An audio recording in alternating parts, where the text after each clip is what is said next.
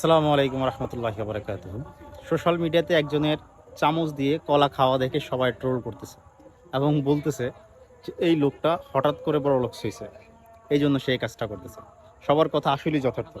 মানুষ হুট করে তার অবস্থান পরিবর্তন হলে কি করবে না কি করবে বুঝে উঠতে পারে না। আমি এমন অনেক মানুষ চিনি যাদের একসময় সাইকেলও ছিল না, কিন্তু বাইক কেনার পর লোকাল বাসে কেউ দাঁড়িয়ে গেলে সেটার ভিডিও করে বলতেছে, আরে ভাই এটা কি জীবন, মানুষ এভাবে চলতে পারে। আসলে একসময় সে পায়ে হেঁটে চলতো, গাড়িতে ওঠার মতো টাকাও ছিল না।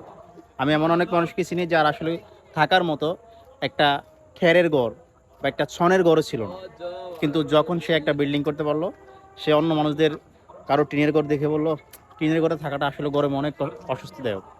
আসলে মানুষ যখন তার অবস্থান থেকে পরিবর্তন হয় হুট করে, ধীরে ধীরে না, হুট করে যখন পরিবর্তন হয় তখন সে বুঝে উঠতে পারে না তার সামনের মানুষটাকে সে কীভাবে মূল্যায়ন করবে, তার সামনের মানুষটাকে নিয়ে সে কীভাবে কথা বলবে।